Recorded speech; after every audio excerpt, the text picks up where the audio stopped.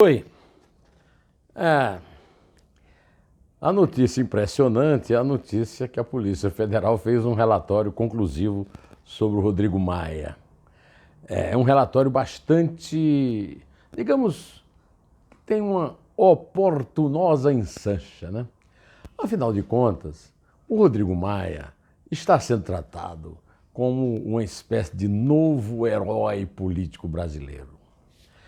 O governo mandou um projeto para o Congresso e aí o Congresso, com a ajuda dos repórteres que cobrem o Congresso e mais os políticos todos, criaram a ilusão de que aquele projeto não era um projeto do governo. Tudo o que há é uma coincidência. A verdade é que a Câmara votou um projeto do governo com a independência que ela sempre teve e o Rodrigo Maia teve uma importância capital na votação, por uma questão de prazo, porque ele é o presidente, ele que agenda reuniões, mas ele certamente não é um herói, né?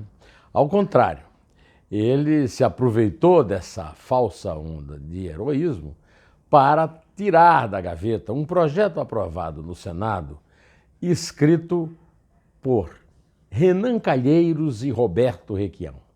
Renan Calheiros voltou a protagonizar as coisas no Senado porque Davi Alcolumbre, que o derrotou na disputa pela presidência, se entregou de braços abertos a ele e deu um tremendo pontapé na bunda daqueles que o elegeram. Davi Alcolumbre é uma figurinha bastante carimbada. Afinal de contas, até hoje, não se sabe como é que o Senado, com 81 senadores, teve uma eleição em que votaram 82. Essa eleição foi filmada, transmitida pela TV, e ele e o senador Roberto Rocha, do PSDB do Maranhão, não conseguem encontrar indícios de quem é o 82º senador. Pois bem, neste ambiente, o Rodrigo Maia, presidente da Câmara, foi lá, abriu a gavetinha, pegou o projeto da lei contra o abuso de autoridade e criou o maior quiprocó, né? Aprovou a lei. Então você imagina uma lei escrita por Renan Calheiros e Roberto Requião, né? Pois é, fez a lei ser aprovada numa sessão em votação simbólica, numa sessão assim noturna, em votação simbólica. O que é uma votação simbólica? Uma votação simbólica é a dupla traição dos deputados, a teoria, apenas teoria, de que o Congresso é o poder que representa o cidadão. Os deputados são eleitos numa votação proporcional. Essa votação proporcional, ela faz com que os estados mais populosos tenham uma subrepresentação na Câmara e os menos populosos tenham uma superrepresentação na Câmara.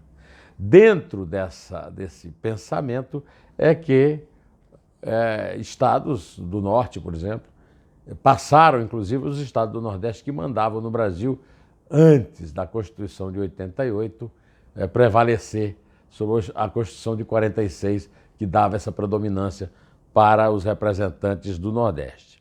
Pois bem, o Rodrigo Maia aproveitou uma votação simbólica que é a segunda traição à representatividade. Na Câmara tem partidos de mais com deputados de menos. Então, em vez de votar para valer, cada um assumindo o seu voto, não. A votação simbólica é uma votação pela liderança, ou seja, pela bancada, ou seja, menos representativa ainda, ou seja, traiçoeira, porque ninguém fica sabendo como se votou. E aí ele aprovou a lei contra o abuso da autoridade. Aí a principal vítima, aliás, as principais vítimas da lei contra o abuso da autoridade são os procuradores e os juízes que estão combatendo a corrupção. É para isso que ela foi feita. Ela foi feita para salvaguardar as noites que só conseguem dormir com Rivotril os senadores e deputados metidos na corrupção da Odebrecht, da Petrobras, etc., né? Então, a Polícia Federal, que vamos dizer, a instituição que fica de frente, né, no combate ao crime e à corrupção, ou seja, é que está ali para defender o bolso suado do contribuinte. Então diz assim, sim, tudo bem. Aí a Polícia Federal fez um relatório, entregou a Raquel Dodge, a Procuradora-Geral da República, e é um relatório conclusivo, atribuindo. A polícia não pode acusar, quem acusa é o Ministério Público, né? Ou seja, só depois da Raquel Dodge aprovar esse relatório da Polícia Federal, atribuindo ao presidente da Câmara os crimes de corrupção passiva, lavagem de dinheiro e Caixa 2 em investigações que envolvem delação da Odebrecht no âmbito da Operação Lava Jato. Na planilha de propinas da Odebrecht, o nosso querido Maia é identificado como Botafogo.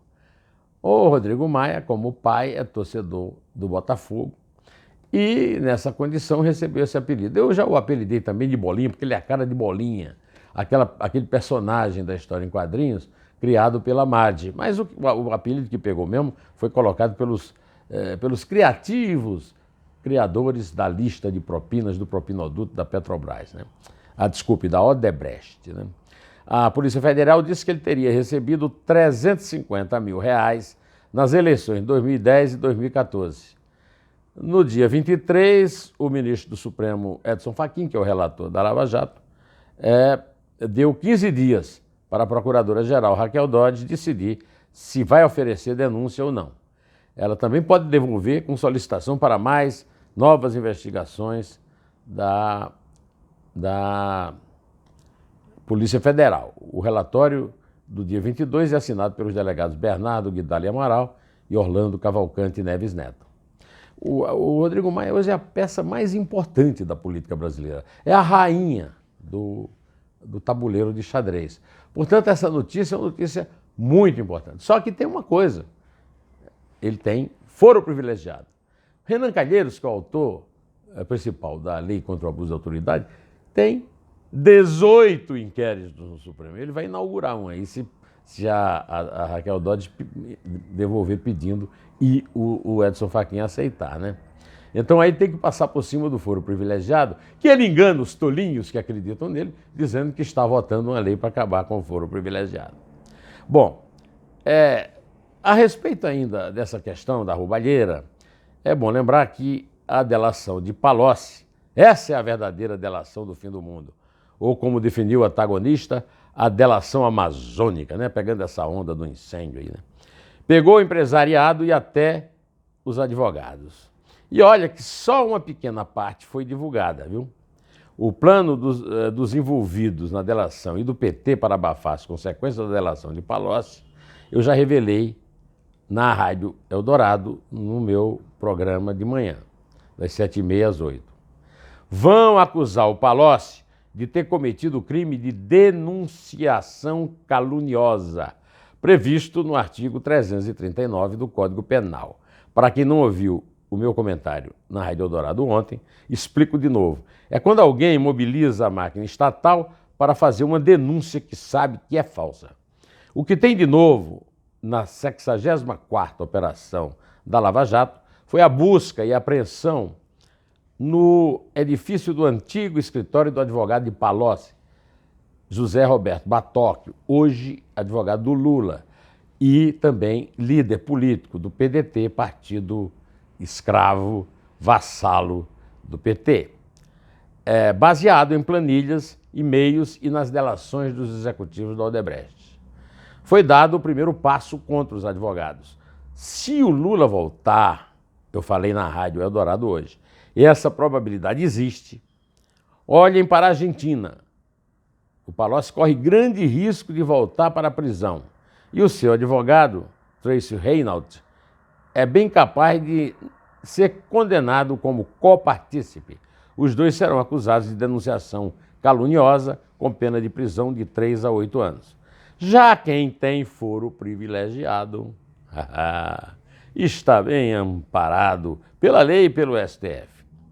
Matéria do Estadão publicou que 80 procedimentos resultantes no STF, de 80, procedimentos, 54 foram encerrados alegando escassez de provas ou excesso de prazo, né? Dois truques, né?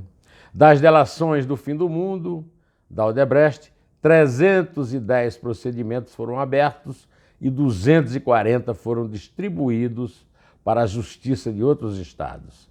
Nem tudo está perdido. Vem chumbo grosso por aí. Enquanto o chumbo grosso não chega, direto ao assunto, em pé, e só a verdade no